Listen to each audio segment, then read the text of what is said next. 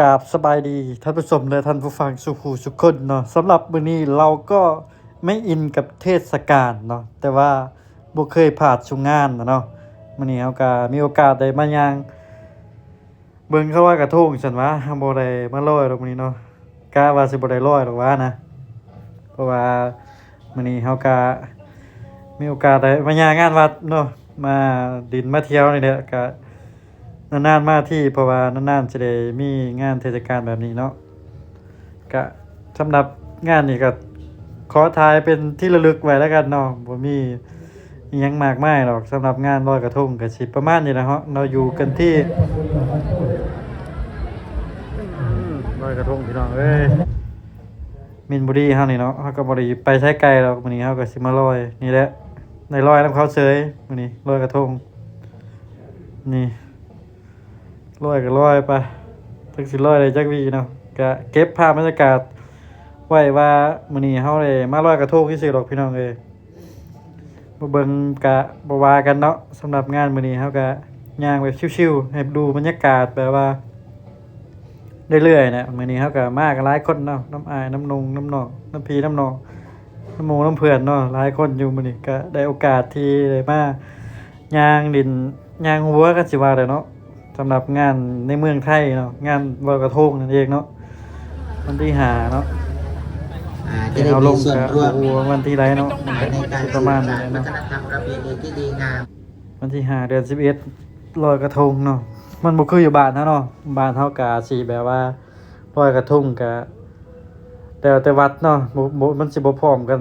คืออยู่ไทยเนาะอยู่ไทยก็สิพร้อมกันทุกวัดเลย แต่ว่าบ้านเฮาก็บางทีเดือนนี้บ้านคนอื่นเดือนหน้าบ้านเฮาเนาะลอยกระทงก็สิประมาณนั้นห่างกันมือ2มือนะบ่คือบ้านเฮาอยู่ไทยเขาก็สิเฮ็ดแบบว่าพร้อมกันเลยเนาะลอยกระทงก็ลอยกระทงกันทั่วประเทศเนาะสิว่าแล้วเนาะนี่แหละเนาะมาหายางเบิ่งผู้แสกผู้สาวไปเด้อเนาะคนไหนที่เขาบ่ได้จูงผัวเขามานำก็เป็นผู้สาวแล้วเนาะอำลิ้นเนาะอันนี้ก็คือแบบภาพบรรยากาศที่เฮาสิย่างข้ามฟากหรือว่าย่างข้ามน้ำไปเนาะคนก็หลายอยู่เด้อวัดนี่ก็ส่วนมากก็โคตรหลายเลยเนาะอันนี้ว่าช่วงดึกอยู่เนาะเฮามาย่างมากัน 4-5 ทุ่มแล้วเนาะงานลอยกระทงเฮาก็สิฮู้อยู่แล้วว่าปกติก็สิปิดเที่ยงคืนเนาะงานลอยกระทงก็งานลอยกระทงปีนี้ก็สิบ่มีงานแบบว่ารื่นเริงเนาะแบบว่าดนตรียิ่งใหญ่อลังการเนาะเพราะว่าทุกคนก็อาจสิฮู้อยู่แล้วว่ามันเป็นหยังเนาะเนื่องจากเจ้านั่นเนาะก็ทุกคนอาจสิเล่าออกเนาะว่าเป็นหยังเนาะแล้วก็บ่อยากลงรายละเอียดมากกว่านั้นแต่ก็ยังว่าเนาะเพราะว่าเฮาก็มาย่างเบิ่งบรรยากาศคันสิว่าเนาะคลิปนี้ก็บ่มีหยังมากเนาะมาให้ทุกคนได้เบิ่งบรรยากาศหรือว่าอยากเบิ่งผู้แขกผู้สาวที่ย่างผ่านไปมาก็เบิ่งเอาเนาะคลิปนี้สิบ่มีหยังมากมายไปเบิ่งแล้วคันว่ามักก็กดไลค์กดแชร์กดติดตามให้กันแน่เนาะเพื่อไม่พลาดคลิปใหม่ของเฮาคลิปของเฮาก็สิประมาณนี้แหละเนาะพี่น้องเนาะ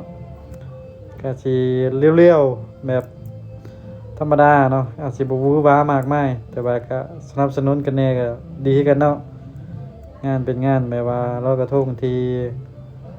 ยิ่งใหญ่ของประเทศไทยเนาะปีหนึงมีเทื่อนึงนะมันก็เลยก็ต้องมาย่างสินอนอยู่ห้องมันก็บ่คือแน่จักหน่อยนะก็เลยเก็บภาพบรรยากาศให้ทุกคนได้เบิ่งได้เห็นได้ชมนํกันว่าเมืองไทยมันประมาณใดเนาะนี่เนาะงานเทศกาลลอยกระทง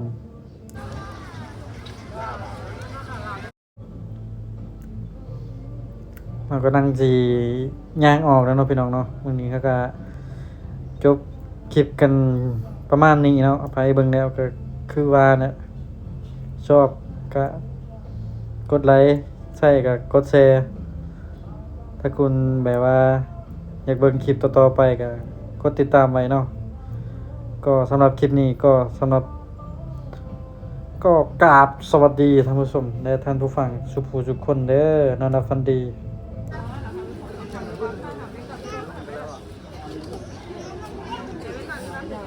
ไม่ให้เกียรติชุดบริษัท